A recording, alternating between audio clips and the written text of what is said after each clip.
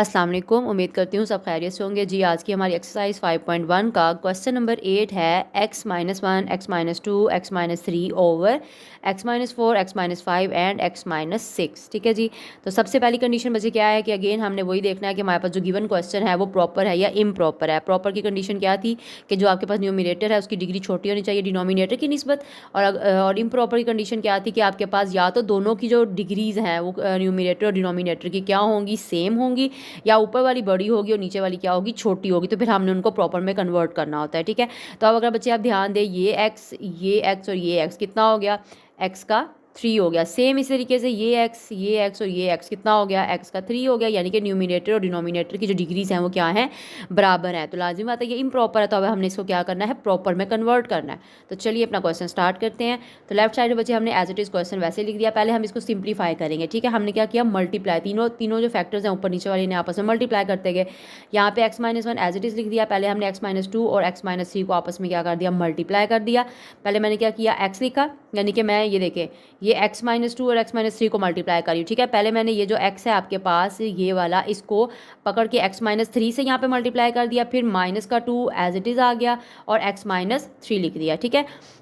Same वही step मैंने नीचे भी किया। पहले मैंने x-4 तो एज इट इज़ लिख दिया, फिर मैंने x-5 को x-6 के साथ मल्टीप्लाई किया। ठीक है। अब यहाँ बचे x-1 एज इट इज़ आ गया।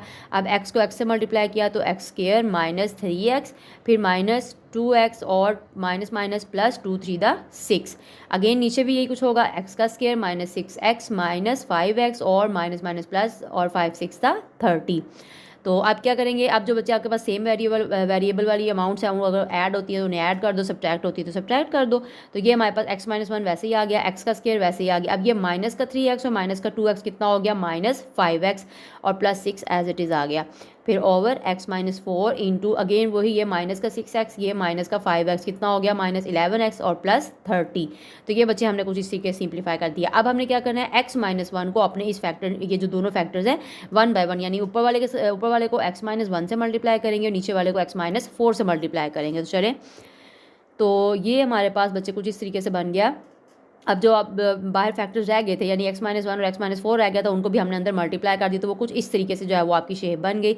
अब आपने अगेन वही काम करना है, जिनके सेम जो पावर वाली अमाउंट बनती है उनको आपने ऐड कर देना। अब जिससे ये 5x का स्क्वायर और ये खाली x का स्क्वायर है, दोनों माइनस में थे, क्या हो गए, 6x का स्क्वायर हो गया माइनस के साथ, ये प्लस का 6x और ये 5x, तो कितना हो गया 11x और माइनस का 6 और यहाँ से x का क्यूब एज इट इज़ आ गया। अब नीचे देख लेते हैं डिनोमिनेटर में, तो x का क्यूब ऐसे ही आ गया। अब ये -11x का स्क्वायर और माइनस का 4x का स्क्वायर, तो ये क्या हो गया, माइनस का 15x का स्क्वायर, फिर +30x और यहाँ पे 44x जो है वो क्या हो गया, 74x और -120 एज इट इज़ आ गया। ठीक है।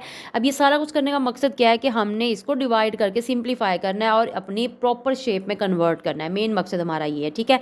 तो अब ये बच्चे हमारे पास जो है इस शेप में आ गया कि हम इनको डिवाइड इजीली कर सकते हैं। अब क्या करेंगे, जो आपके पास न्यूमिनेटर है वो अंदर आ जाएगा, डिनोमिनेटर जो है वो बाहर आ जाएगा। तो सीधा सीधा ये भी x का क्यूब है, तो पहले भी आपके पास क्या है, x का क्यूब है, सीधा सीधा हम किससे मल्टीप्लाई करेंगे, 1 से मल्टीप्लाई करेंगे। तो आपके पास जो रिमाइंडर है वो ये बच जाएगा। ठीक है। अब हमने क्या किया जी, अगेन वही तरीका क्या लिखने का, सबसे पहले क्वेश्चन आता है, देन रिमाइंडर और उसके बाद डिवाइजर जो है वो तो नीचे ही रहेगा। ठीक है।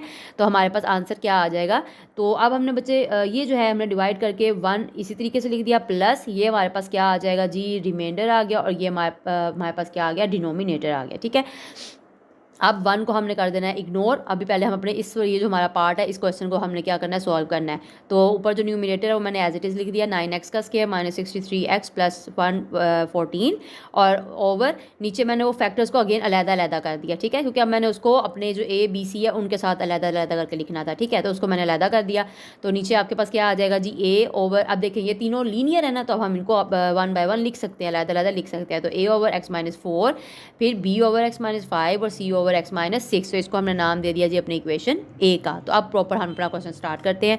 तो अब बच्चे ये आपके पास किस शेप में है, फ्रैक्शन शेप में। तो पहले तो हम इनको क्या करेंगे, सिंप्लीफाई करेंगे। सिंप्लीफाई का क्या तरीका था, जो आपके पास डिनोमिनेटर में अमाउंट है उसका हम क्या ले लेंगे, एलसीएम ले लेंगे। जब हम इनका बच्चे एलसीएम लेंगे तो हमारे पास क्या आएगा, x-4 x-5 x-6। तो चलिए आगे इसको स्टार्ट करते हैं।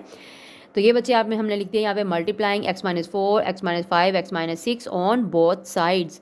तो क्या हो जाएगा जी, लेफ्ट साइड पे बच गया 9x का square -63x + 114 is equal to, ये बच गया जी आपके पास जो भी ए के फ्रैक्शन में था वो कैंसिल हो गया, पीछे रह गया x माइनस 5 x माइनस 6। इसी तरीके से b के साथ रह गया x माइनस 4 x माइनस 6 और c के साथ रह गया x माइनस 4 x माइनस 5 और इसको नाम दे दिया हमने इक्वेशन 1 का।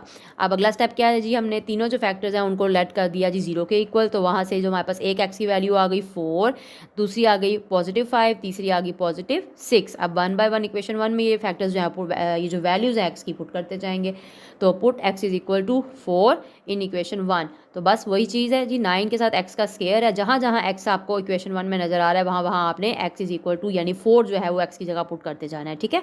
तो 9 into 4 whole square minus 63 4 plus 1 1 4 ऐसे ही आ गया, is equal to a into 4 minus 5 into 4 minus 6 plus b into 4 minus 4 4 minus 6 फिर c इंटू 4 माइनस 4 और 4 माइनस 5।